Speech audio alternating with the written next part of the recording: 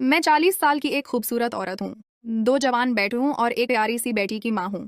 मेरी बेटी मेरी ज़िंदगी का सबसे कीमती तोहफ़ा है, मेरी आँखों की रोशनी। मैंने उसे हमेशा नाज़ व नाम में पाला, उसकी हर छोटी बड़ी ख्वाहिश को पूरा किया। जब उसकी शादी हुई तो मैं बहुत खुश थी। शादी के मौके पर जब मैंने पहली बार अपने दामाद को देखा तो मुझे लगा कि ये लड़का बहुत समझदार और नेक दिल है, मेरी बेटी को खुश रखेगा। शादी के बाद पहले चंद महीने तो सब कुछ बहुत अच्छा गुजरा, लेकिन फिर मैंने महसूस किया कि मेरी बेटी के चेहरे पर उदासी छाने लगी है।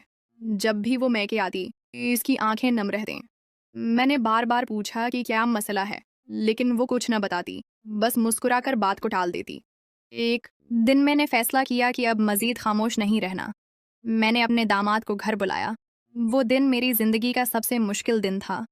घर में कोई नहीं था। मेरा शौहर बीमार थे और बेटे आफस गए हुए थे। दामाद आया तो मैंने उसे ड्राइंग रूम में बैठाया, चाय पेश की और फिर सीधे मामले पर आ गई। मैंने पूछा, बेटा, तुम मेरी बेटी से क्यों नाराज रहते हो? क्या मसला है? क्या वो कोई गलती कर रही है? उसने मुझे अजीब सी नजर से देखा, फिर होंठों पर एक रासरार मुस्कुराहट लेकर कहने लगा, आपने पूछा है तो सच बता देता हूँ। मैंने आपकी बेटी से शादी आपकी वजह से की है। मेरा दिल धक से रह गया। मैंने हैरत से पूछा, ये क्या कह रहे हो? ये कौन सी बात हुई? वो आहिस्ता से बोला, मैं आपसे प्यार करता हूँ। मैंने आपकी बेटी से सिर्फ इसलिए शादी की ताकि आपके करीब रह सकूं। अगर आप मेरी बात नहीं मानेंगी तो मैं आपकी बेटी को खुश नहीं रखूंगा। ये सुनकर मैं थर-थर कांपने लगी। मेरी समझ में नहीं आ रहा था कि मैं क्या करूं। एक तरफ मेरी बेटी की खुशी थी, दूसरी तरफ ये खौफनाक हकीकत। मैंने गुस्से से कहा, ये गलत है। मैं तुम्हारी सास हूँ, तुम्हारी माँ की उम्र की हूँ। लेकिन वो हंस कर बोला, आप एक खूबसूरत औरत हैं और मैं आपके बगैर नहीं रह सका। फैसला आपके हाथ में है। ये कहकर वो चला गया और मैं अकेली कमरे में बैठी रह गई, जैसे मेरे पाँव तले से जमीन खसक गई हो। आज के जाने के बाद मैं कई घंटे तक कुर्सी पर बैठी रही। मेरे ज़हन में लाखों ख़यालात चुकरा रहे थे। अगर मैं उसकी बात न मानती तो मेरी बेटी की ज़िंदगी तबाह हो जाती। अगर मानती तो मैं सोच भी नहीं सकती थी कि मैं क्या करने जा रही हूँ। 3 दिन तक मैंने किसी से बात नहीं की, न खाया, न पिया, बस अपने कमरे में बंद रही। आखिरकार, जब मैंने अपनी बेटी के आंसुओं को याद किया, तो मैंने फ़ैसला कर लिया। मैंने दामाद को फ़ोन किया और लरज़ती हुई आवाज़ में कहा, मैं तुम्हारी शर्त मानती हूँ, लेकिन सिर्फ़ एक बार। उसके बाद तुम मेरी बेटी को खुश रखोगे, उससे प्यार करोगे। वो खुशी से चलाया। जी ज़रूर, आप देखेंगे, मैं आपकी बेटी को शहज़ादी की तरह रखूँगा। अगले दिन मेरी बेटी अपनी सहेलियों के साथ फार्म हाउस गई हुई थी। दामाद ने मुझे बुलाया। मैंने नहाया, अपने अच्छे कपड़े पहने, थोड़ा-सा मेकअप किया। आईने में अपने आप को देखा तो लगा जैसे मैं वाक़ई अब भी जवान हूँ।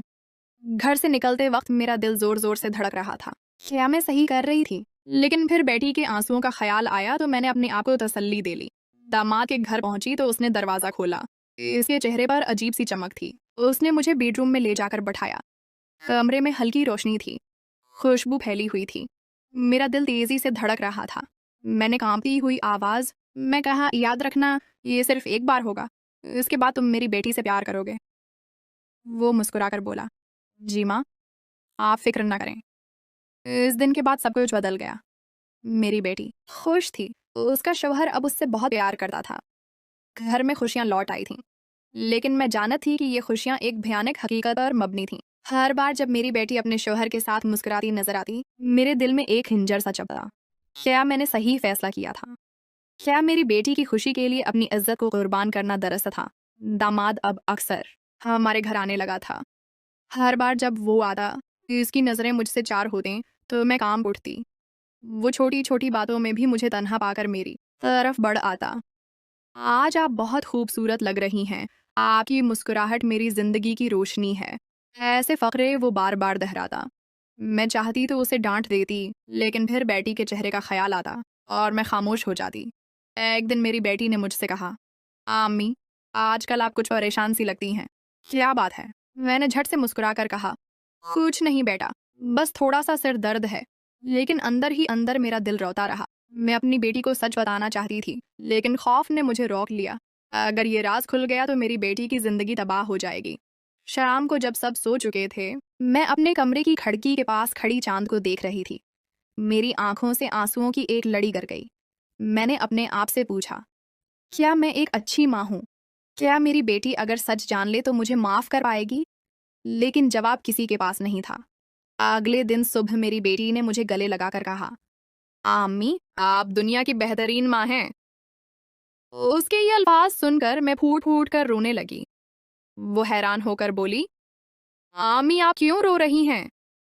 मैंने उसके बालों को सहलाते हुए कहा, कुछ नहीं बेटा, बस तुम्हारी मोहब्बत ने मुझे रुला दिया।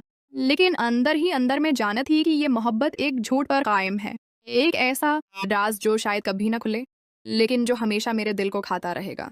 मैंने अपनी बेटी को खुश देखने के लिए अपनी इज्जत, अपनी खुददारी सब कुछ कुर्बान कर दी थी। क्या यही माँ होने का मतलब था? क्या मोहब्बत हमेशा ऐसी ही कुर्बानियां मांगती है? आज भी जब मेरी बेटी अपने शौहर के साथ खुश नजर आती है, मेरे दिल में एक अजीब सी कसक होती है। मैं जानती हूँ